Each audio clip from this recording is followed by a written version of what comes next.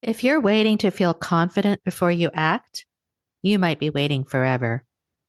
Confidence isn't the starting line, it's what you build through action. Find out how right now. Welcome to the Midlife Reinvention Podcast, a podcast helping women in career and life transitions achieve clarity on their next steps so they can transform uncertainty into an energizing next chapter. I'm your host, Kavita Ahuja, and the founder of It's My Time Now Coaching.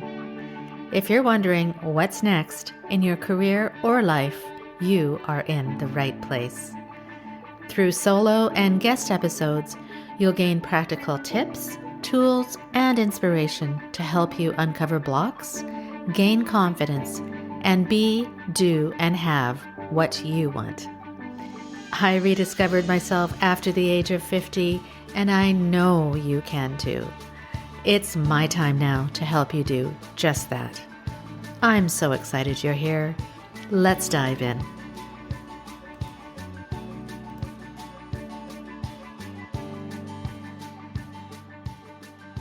Hi there, and welcome back to another mini episode of the Midlife Reinvention Podcast. I hope you're doing really well. And I've had a chance to continue to celebrate the mothers and other incredible women in your life this past week. And I hope you took a moment to also celebrate yourself. As I spent some time with my mom this last week, it made me realize how much we all juggle in our lives, whether it's family or work or health, even downtime. And especially when we are going through transitions in our career or life, we are often faced with some big questions. And one of these could be, how do I speak up without second guessing myself? Does that sound familiar to you? If you're navigating a career transition or a life transition, or just quietly wondering, what's next for me?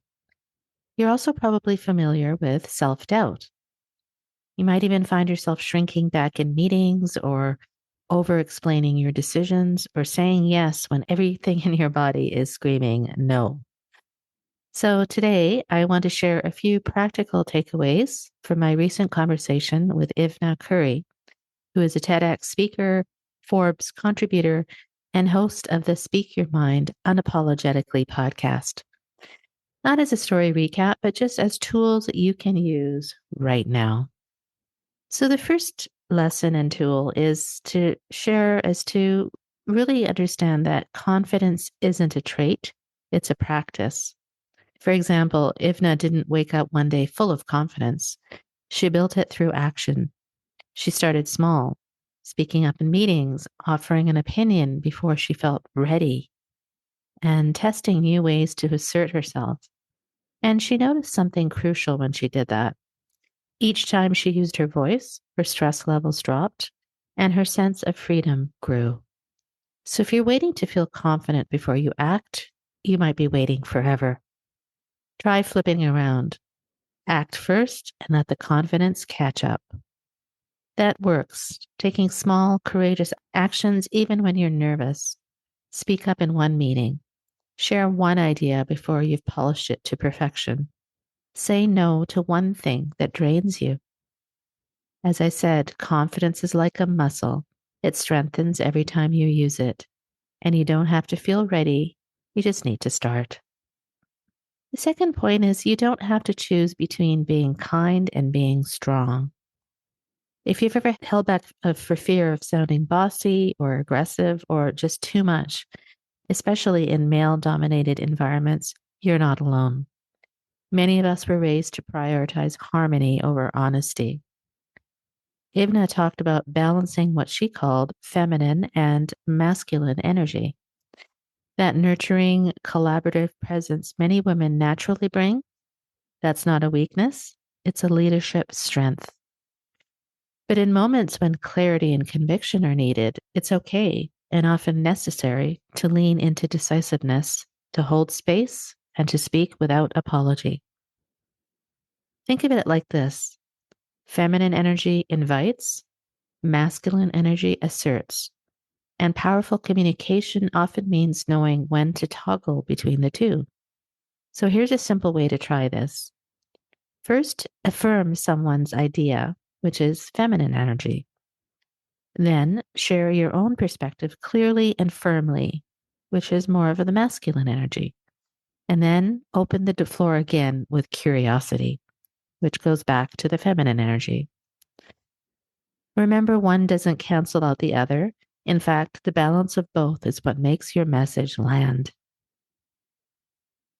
The third point is that assertiveness isn't rude, it's respectful.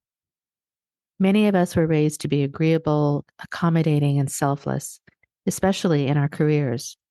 But here's the truth: constantly saying yes, over justifying your no, and staying quiet to avoid discomfort doesn't earn you more respect. It usually does the opposite. Ivna shared a game changing tip here where I'm going to share again. When you need to say no, you don't have to apologize. You don't even have to explain. You can first affirm the relationship by saying something like, "Thank you so much for thinking of me."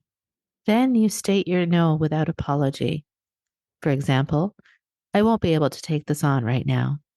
And then, if it's genuine, offer support in another form, such as, "Have you tried X?" or "Let me know how it goes." Your time and energy are not unlimited, and setting boundaries isn't selfish, it's self-respect. The fourth point is that no one will advocate for you better than you can. When we're often navigating transitions, sometimes we may feel invincible or we feel we re-enter space with uncertainty. It's tempting to hope someone else will see us or pick us or validate us. But waiting to be chosen is a losing strategy. The truth is, and as Ivna reminded us, no one will advocate for your dreams, for your needs, or for your growth like you can. Whether you're redefining your role at work or pivoting into something new or just rediscovering your purpose, this is your moment to choose yourself. And number 5, your voice is part of your Ikigai. Ikigai, again, is that beautiful Japanese concept meaning reason for being. And it's found at the intersection of what you love, what you're good at, what the world needs, and what you can be paid for. But here's something we often miss: you can't live your Ikigai if you're afraid to speak your truth. Whether it's asking for a raise, changing industries, launching something of your own, or just finally saying what you really think in that next conversation, your voice is a tool, and it's essential to creating a life that feels aligned and meaningful. So, my friend, if you take one thing away from this episode, let it be this: make your goals bigger than your fears. When your why is clear enough, strong enough, and personal enough, it gives you the courage to speak up, to stretch, and to become the version of you that's been waiting beneath the surface. So this week, ask yourself, where am I still apologizing for existing? Where am I waiting for permission that I don't actually need?